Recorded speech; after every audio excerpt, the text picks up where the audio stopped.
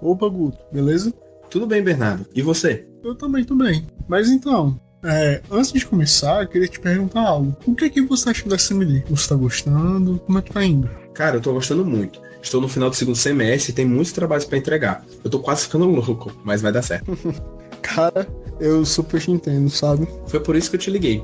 Eu tô com dificuldade em entender um assunto que eu estou estudando, a teoria sociocultural. Eu gostaria de saber se você tinha como me explicar, porque vindo de outro aluno, talvez fique mais simples de eu compreender. Claro, claro. Por falar nisso, ainda lembro muito bem desse conteúdo, sabe? Por causa de um trabalho que eu tive que fazer. Primeiramente, para começar essa conversa, é de extrema importância a gente falar sobre a origem da teoria sociocultural. Então, a teoria sociocultural também é associada ao socioconstrutivismo, que tem sua base pautada no construtivismo, que acredita que o conhecimento se dá pela interação, né, interação indivíduo com o meio externo. E o socioconstrutivismo acreditava nisso também, mas tinha um viés mais social, entende? Como assim um viés mais social? Bom, cara, é o seguinte, para a teoria sociocultural, o conhecimento vai se dar pela interação com a sociedade que nos cerca, sabe? Com a cultura, questão dos costumes, dos saberes coletivos que a gente vai pegando com o tempo, mas esse conhecimento, né, ele é internalizado e interpretado na nossa consciência de acordo com as individualidades. Então, assim, o conhecimento é construído com base na sociedade, mas também com base na nossa própria realidade de vida. Ah, eu tô entendendo. Mas me diga, quem foi a brilhante mente por trás disso tudo? A pessoa por trás disso tudo, né, a mente brilhante por trás disso tudo, foi considerada pai do socioconstrutivismo. Ele se chamou Lev Vygotsky. Ele foi um psicólogo russo que viveu durante a época da Revolução Russa. As suas pesquisas na área da cognição, aprendizagem da linguagem buscavam comprovar que a mente e as suas funções eram originárias na cultura e na interação com os outros, né? E de que os aprendizados ocorrem em um contexto histórico-cultural determinado. Interessante. Tem uns pontos que eu notei aqui que eu gostaria de saber um pouco mais. Um deles é sobre as funções psicológicas elementares e superiores. E ainda bem que você me lembrou, sabe? Porque esse conceito está muito ligado com a aprendizagem e educação. E é uma área que explora bastante a teoria sociocultural. Entendo.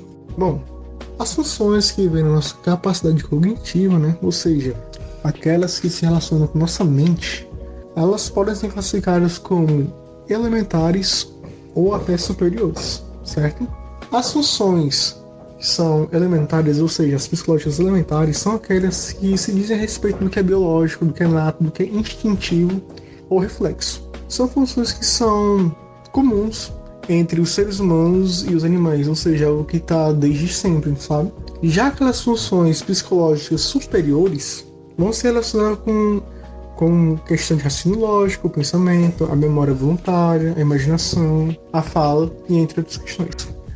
Tipo quando eu tô com fome. O sentimento e a vontade de comer são funções psicológicas elementares, pois são instintivas, biológicas e involuntárias. Em outra situação, por exemplo, se eu começar a comer de forma mais saudável, porque eu me dei conta que isso é mais vantajoso para o meu corpo, essa decisão advém de funções psicológicas superiores, pois foram voluntárias, envolvendo a razão e o planejamento, tô certo? Certíssimo. Mas calma aí, viu? Ainda não acabou. Todo o conhecimento vai ser alcançado pela interação. Ou seja, o contato do indivíduo com o meio social que o cerca. Esse contato que ele vai tendo com as pessoas ao redor vai interferir, vai influenciar nessa questão de aprendizado. Por exemplo, quando a gente interage com nossos pais, a gente acaba aprendendo os costumes e as regras. Quando a gente está na escola, a gente interage com os professores e colegas. A gente acaba aprendendo novos conceitos sobre o mundo que a gente vive. Isso vai edificando cada vez mais a gente. Alguns sociólogos, como por exemplo o Peter Berger, dão o nome de socialização. Existe alguma relação da interação com as funções psicológicas superiores? Com certeza. Para Vygotsky, né, aprender significa adquirir funções cognitivas superiores através de interação com o que a gente tem ao nosso redor, com o que a gente vivencia no dia a dia.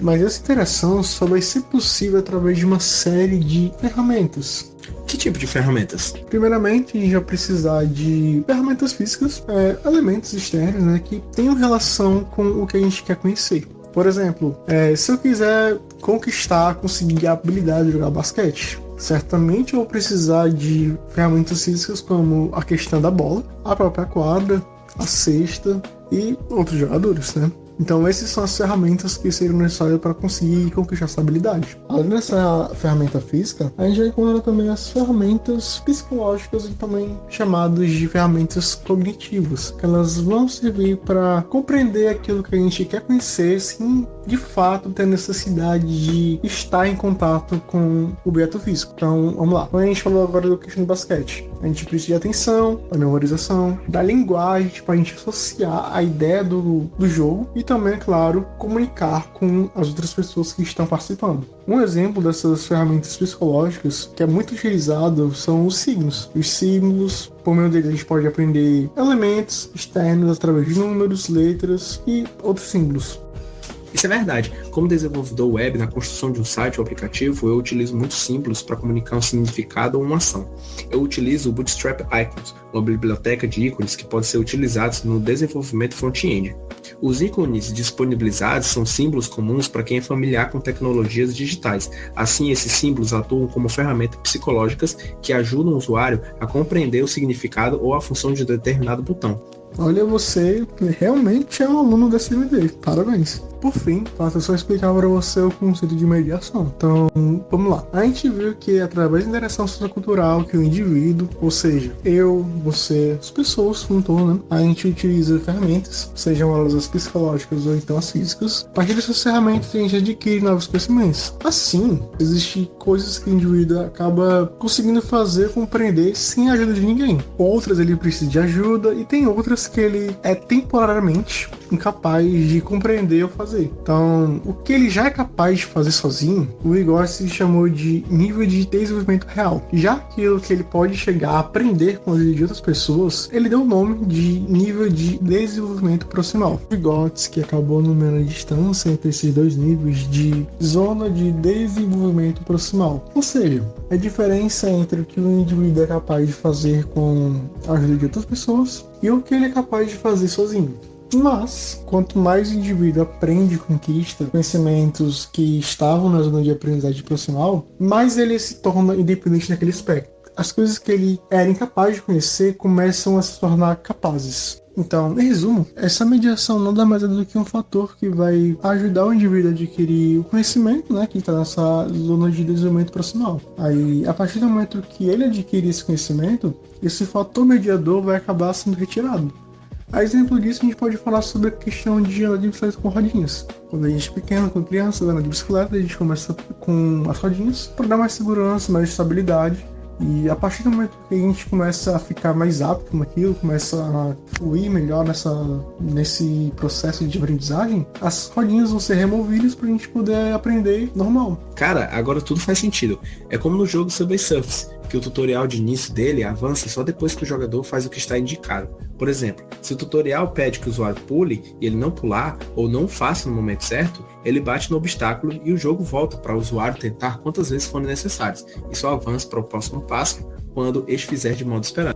Guto, infelizmente eu vou ter um compromisso agora, mas eu vou passar essa chamada para uma amiga minha, que ela já terminou essa MD, então com certeza ela vai saber te responder futuras dúvidas. Ok, muito obrigado, Bernardo. Alô, Jéssica, tudo bom? Oi, tudo bom? O Bernardo disse que você queria entender um pouco mais sobre a linguagem no contexto da teoria sociocultural. Sim, eu entendo que a linguagem é uma ferramenta psicológica que ajuda-nos na comunicação e na racionalização.